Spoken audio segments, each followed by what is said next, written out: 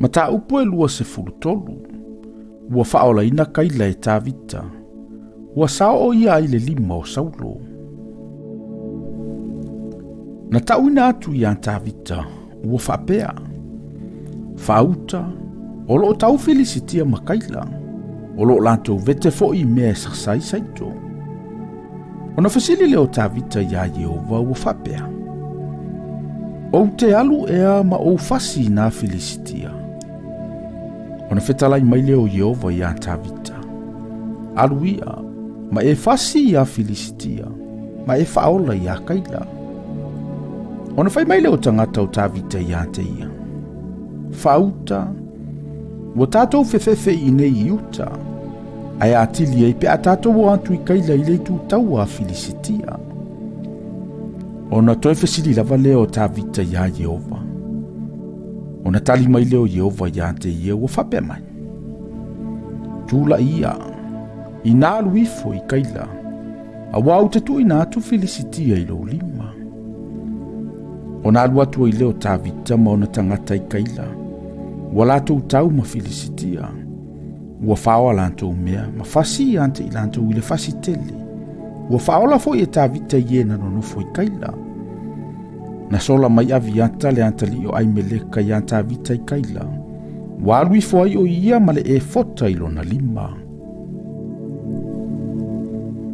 Ua tauina atu i a Saulo. Ua alu atu tāvita i kaila. Ona whaiana ele o Saulo. Ua tula fo ai mai ele atua i ate ia i o 5. A wawa punitia o ia ina waru antu ile a ai ua whaima pui pui ma wha mau wha lava. O na alua i leo le whaala ei aua Saulo i le nu uma. E o mai i le taua. I o ifo i kaila. E si o antu i an tāvita mo na tangata. Ua ilo e tāvita. Ua whaitonga fiti leanga Saulo i an te ia. O na whaiatu leo ia ia avi a tale whaitaulanga. Au mai ia le e fota. O na whaiatu leo tāvita. Yeovai, le tua o Israel. Ua matua whaalongo lava e lau au auna. O loo fau mai Saulo e sau i kaila. E whaatafuna i le a ai o na o au. E tu ina atu ea, au e tangata o kaila i lona 5. E alui fo ea Saulo pe o na whaalongo ai e lau au auna. Yeovai, le tua o Israel. Ia e fetalai mai lau au auna. Ona fetalai mai leo Jehova. E alui fo i lava o ia. Ona whaiatu leo tāvita. E tu ina tu e a uma o tangata. E tangata o kaila i 5 o Saulo. Ua fetalai mai ai Jehova.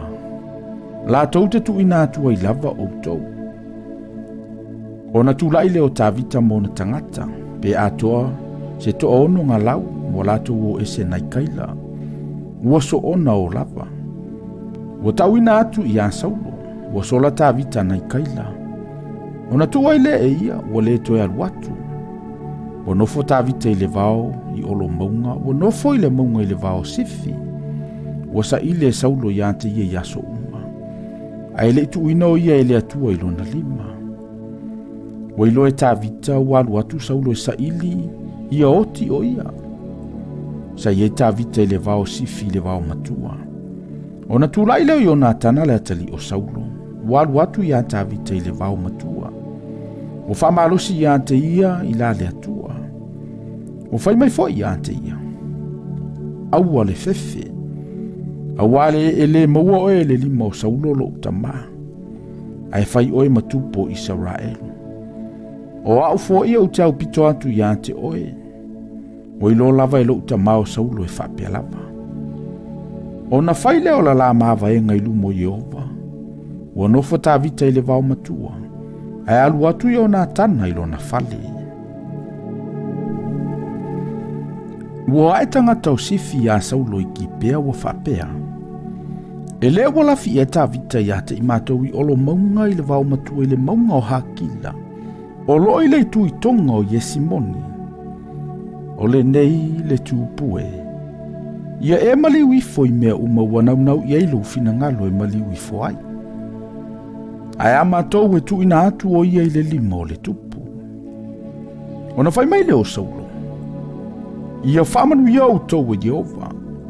A wau o tau alo no whamai a te au. Ina o ia o tau. To e sauni uni le lei. Mai loa, ma wa aile me masani ai o ia. Po ai wa iloa ai o ia. A wafai mai wa matuatonga fiti poto o ia. Ia o tau wawa ai foi. Ma ia iloa na la fitanga o mai lafi ai o ia. Ona o tau foi mai lea ia te a umale tonu. Ona tātou o lea ma o tau. Ai a whai ai o ia ile nuu. O te sa ili ia te ia. Ia fe umo iuta. Ona tula leo i lantou o isifi. Ua mua ia Saulo. Ao ta vita mo na tangata sa ile vao me ona i lantou. Ile ele launga tasi ile tu i tonga o Yesi moni. Walu atu fo i Saulo mo na tangata sa ile ia te ia. Ua tauina atu ai ia ta vita. Ona aluifole o ia ile papa. O nofo ile vao me ona. Ua whaalongo i Saulo. Ona tuli lolea e ia i anta vita ile vao me ona. Walu atu Saulo ile tasi tu o le maunga. Au ta vita ma ona tangata. Sa ile tasi tu o le maunga i lantou. O fatalise ona alu ese o ta vita ia Saulo. Au Saulo ma ona tangata. Ua latou sio i anta vita ma ona tangata e pupu e i anta i latou. Ona sawa ile o le fe au ia Saulo ua whapea. Ia vave o na mali watu. A wawo Sofia le nuu e Filisitia. Ona fo ile o Saulo ai le tuli loanga o Tavita. Walu e tau ma Filisitia. O le mea le na lato whaingoa ai le mea. Le papa o le Faitauina. Walu wa e Tavita na ile mea. Ua nofo i olo maunga i enokati.